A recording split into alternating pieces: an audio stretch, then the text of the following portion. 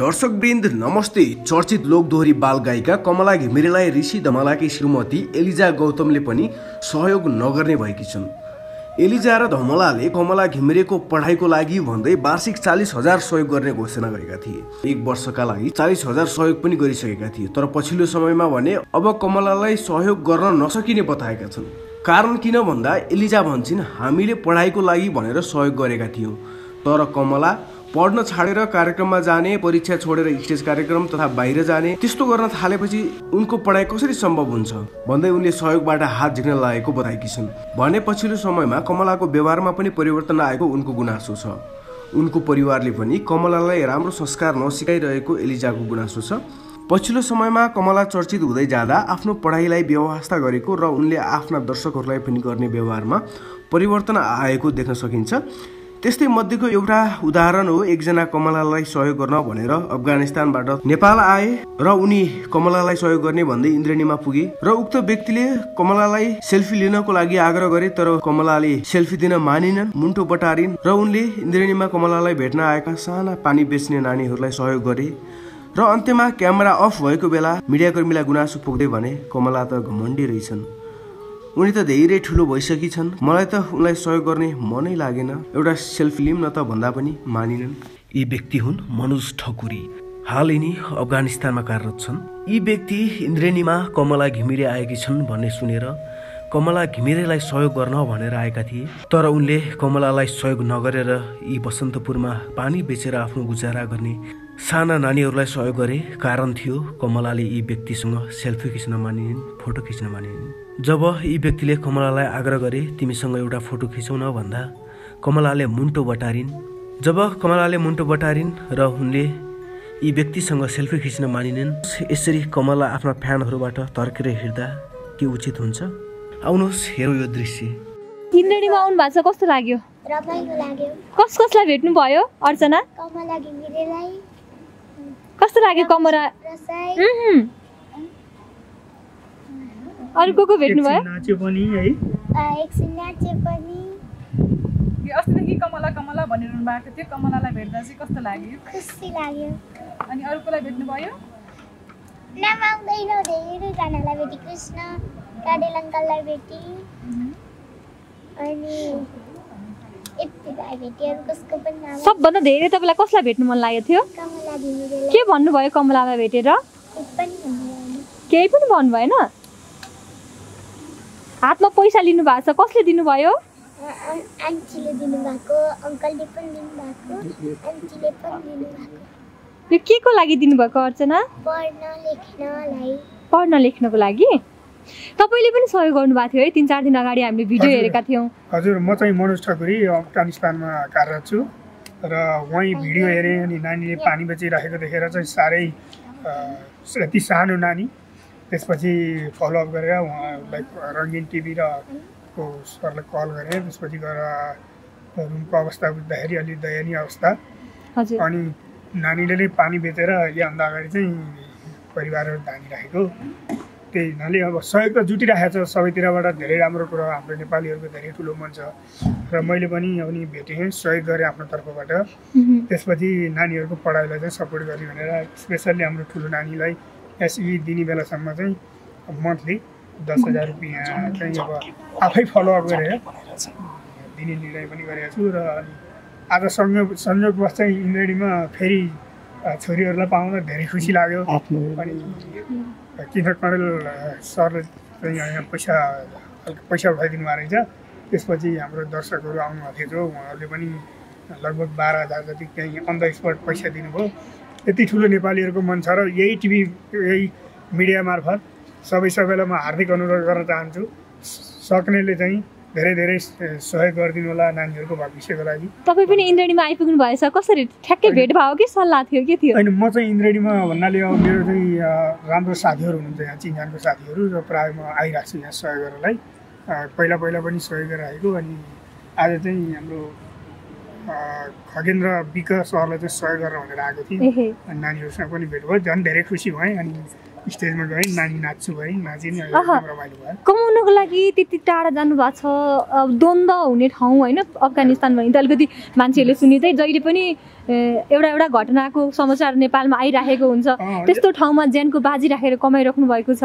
अब के लागि कमाइराख्नु भएको छ सहयोग गर्नकै लागि अथवा आफ्नो केही सपना लिएर जानुभएको थियो कि अनि यस्तो छ स्पेसली अब मान्छेहरूको बुझाइमा पनि फरक छ म अफगानिस्तानमा चाहिँ अब आर्मीको क्याम्पभित्र छु जबकि दुबईबाट सिधै आर्मीको क्याम्पमा अनि आर्मीको क्याम्पबाट सिधै दुबई हामी चाहिँ तारको बारबाट बाहिर जान पाइँदैन जुन काबुल एरियामा हुनुहुन्छ नेपालीहरू उहाँहरू चाहिँ धेरै डेन्जर जोनमा हुनुहुन्छ र त्यहाँ चाहिँ अब आत्मघाती बमहरू पनि भइरहेको छन् त्यसैले जति पनि काबुलमा हुनुहुन्छ नेपाली साथीहरू विशेष रहनु होला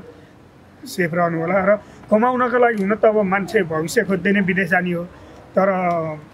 पनि अब हाम्रो भविष्य त लगभग बनिसकेको स्थिति हुनाले फेरि यस्तै नानीहरू पनि अब हाम्रो अति सम्झिँदाखेरि होइन यिनीहरूलाई पनि सहयोग गर्नुपर्छ हाम्रो सानो सहयोगले यिनीहरूको लाइफ बन्छ भने अब हामीले अलिकति सहयोग गर्दा कुनै ठुलो कुरा हुँदैन भन्ने चाहिँ मेरो भन्छ आयो अहिले म अब नानीहरूलाई मात्रै होइन अब हरेक प्रोग्राममा अब इन्द्रेणी जस्तै अरू प्रोग्राममाहरू पनि सहयोग गरिरहेको छु किन भन्दा दुःख बुझेको छु मैले कति दुःख हुन्छ र सहयोग गर्दा र मलाई चाहिँ त्यो आफ्नो कमाइबाट त्यसरी सहयोग गर्दा एकदमै प्रफुल्ल हुन्छु मलाई चाहिँ त्यस्तो कुनै पछुतो लाग्दैन किनकि म अब अलिक बाहिरी रमणीय वातावरणमा टाइम स्पेन्ड र मनी स्पेन्ड गरेर हिँड्दिनँ बरु त्यस्तो मनोरञ्जन रमाइलो गर्ने पैसाहरू चाहिँ यस्तै दिनदेखिहरूको लागि सहयोग गर्दै हिँड्छु त्यही हो जसरी हजुर नानीहरूको अभिभावक बनेर हिँड्नु भएको छ अस्ति पनि हजुरले घुमाउन लानुभयो त्यति बेला पनि नानीले भन्नुभएको थियो कि आज मैले आफ्नो बुवालाई भेटेँ एउटा बुवा पाएँ भन्नुभएको थियो है आज चाहिँ इन्द्रेणीमा छोरीसँग आइदिनु भएको छ आज उहाँसँग आउँदाखेरिको अनुभव कस्तो रहेछ अनि आज एकदमै रमाइलो म त यो कस्तो भने सपनाबाट बिउजे जस्तो आफ्नो छोरीहरूलाई देख्दा त ओ माई गड एकदमै म पनि लक्की हुँ जसरी यो प्रोग्राममा सहयोग गर्न आएको थिएँ त्यसरी नै मेरो नानीहरू पनि हजुरहरूले लिएर आइदिनु भएको छ त्यसको लागि हजुरहरूलाई धेरै धेरै धन्यवाद अनि एकदम खुसी छु र यसरी नै सबैभन्दा ठुलो कुरा त अब मेन हामीहरूले सहयोग गरेको भन्दा पनि मिडियाहरू नै फर्स्ट प्रायोरिटी हो मेरो लागि किन भन्दा हजुरहरूले यति प्रचार गरेर इन्टरभ्यू लिएर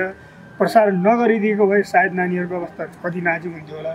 अब भाग्यवश मिडियाले नै यति काम गर्नुभयो र मिडियाको चाहिँ यो गुण म कहिले पनि बिर्सन सक्दिनँ अब हुन त हरेक मान्छेहरूको सोचाइ मिडियाले कमाउनको लागि गरे भन्दा पनि त्यस्तो होइन मिडियाले चाहिँ अहिले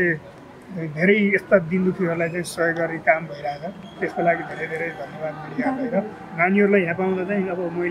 हुन त मैले अस्ति नै मेरो छोरीहरू भने उनीहरूले बाबु भने अनि आज पनि धेरै खुसी भएँ र उनीहरू पनि खुसी छन् एकदम रमाइलो लाग्यो सिर्जना हुनुहुन्छ बोल्नु भएको छैन उहाँ कस्तो लाग्यो हजुरलाई चाहिँ हजुरले चाहिँ कस्तो लाग्यो मैले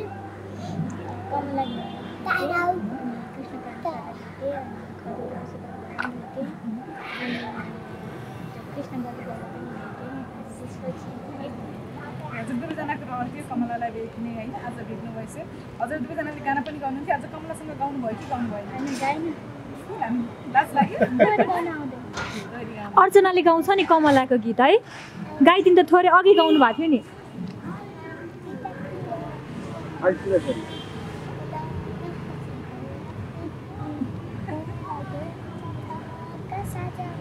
अझै ठुलो स्वरले गाइदिनु पऱ्यो कि ऋषिकोदेखि है अलिक ठुलो स्वरले गाइदियो सुन्नु पऱ्यो नि अरूले अर्चनाले गीत गाउने हामी यता नाच्ने है त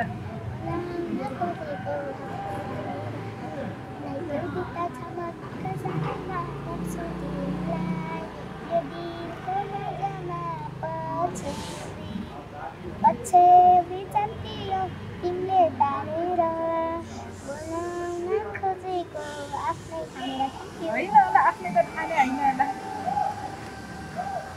आफ्नै ठानेको हो ओके लगभग हामी अन्तिम चरणमा बन्छौँ है के भन्नुहुन्छ दाइ के मेसेज दिन चाहनुहुन्छ अब म यो मिडिया मार्फत एउटा सानो कुरा भन्न चाहन्छु कि हामी एउटा मानव हौँ मानव भनेको चाहिँ हाम्रो रगतको नाता मात्रै ठुलो होइन एउटा भावनाको नाता ठुलो हो मैले पनि यो मेरो रगतको नाता नभएर एउटा भावनाको नातामा मैले अभिभावक बनेर उनीहरूलाई संरक्षण गरिरहेको छु र सबैजनाले म जस्तै अभिभावक त बुझेर उहाँहरूलाई सहयोग गर्नुहोला भन्ने धेरै धेरै आशा राखेको छु र विश्वास पनि गरेको छु पक्कै पनि सहयोग आउनेछ भनेर र सबैजनाले रगतको नाताभन्दा भावनाको नातालाई उच्च प्रायोरिटी दिनुहोला भन्दै हजुरहरूलाई धेरै हजुर पनि इन्टरभ्यूमा हुन्छ गीत गाउनुहुन्छ म गीत गाउँदिनँ म चाहिँ यो इन्टरनेटमा सहयोग गर्नको लागि आउँछु होइन त्यो गीत सुन्दा सुन्दा सुन्दा कुनै गीत गुनगुनाउन आउँछ भने थोरै गुनगुनाइदिनुहोस् न त्यस्तो त आउँदैन रमाइलो हुने थियो होइन त्यस्तो म चाहिँ गीत चाहिँ धेरै सुन्ने तर गाउनलाई चाहिँ फिटिकै नजान्ने त्यस्तो पऱ्यो त्यही भएर अलिकति नगाउने होला हुन्छ हुन्छ हस्। नानीहरू हुनुहुन्छ अन्तिममा के भन्नुहुन्छ दुवैजनाले के भन्ने थ्याङ्क यू सबैजनाले थ्याङ्क सो मच तपाईँ होइन अब त बोल्न नसक्ने भयो त होइन हो अनि घर मिडिया सुन्छु चिन्ने प्रयास मिडिया तिम्रो आएको आइगर्छ अनि त अहिले दिदी नै आउनु भएको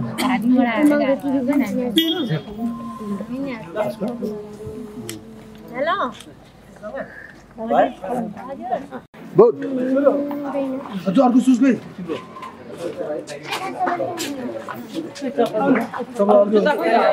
सबै खिच्नु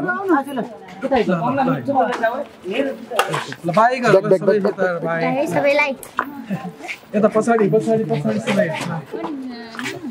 कमला नानीको यो दोस्रो पटक हो है इन्द्रेणीमा तेस्रो कस्तो भयो आज रमाइलो भयो एकछिन हामी थोरै केही कुरा गर्छौँ उभिएर 5 मिनट जति किन थाकेको हो होइन टाउको दुखाएको छ भने चाहिँ ए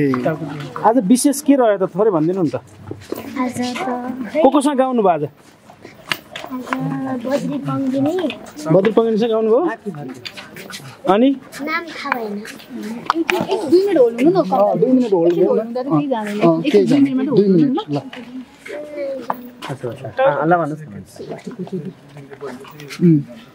आजकल मिडियाहरूलाई कमलाले अलिकति हेला गरेको मिडिया अलिक घमण्डी बनेको भन्ने आरोप छ के भन्नुहुन्छ होइन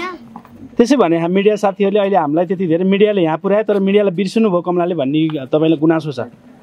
बिर्सेन अहिले त टाउको दिएर पो नलिएको थियो इन्टरभ्यू आज मैले अलिक कार्यक्रममा अलिक व्यस्त छु होइन पढाइ पनि छ त्यो भएर होला होइन म बिहानैदेखि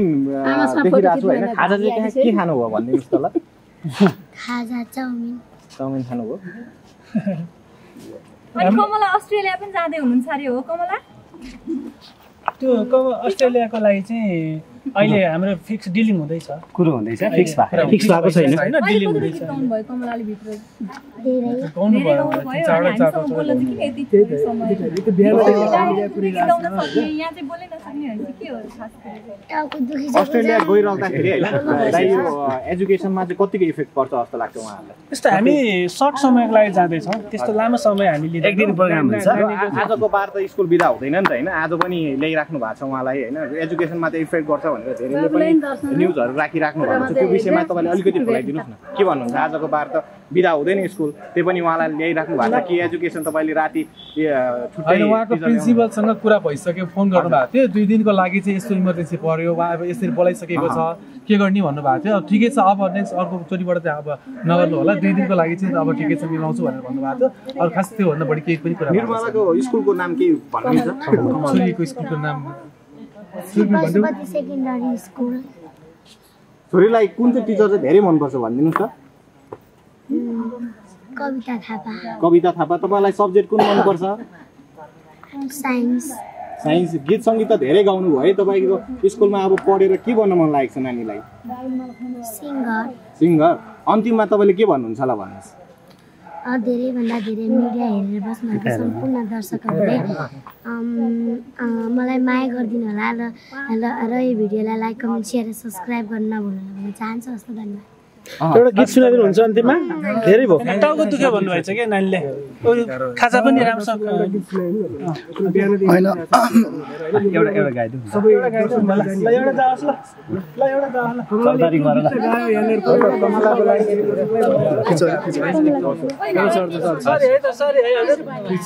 टाउको दुख्यो भनेर छ क्या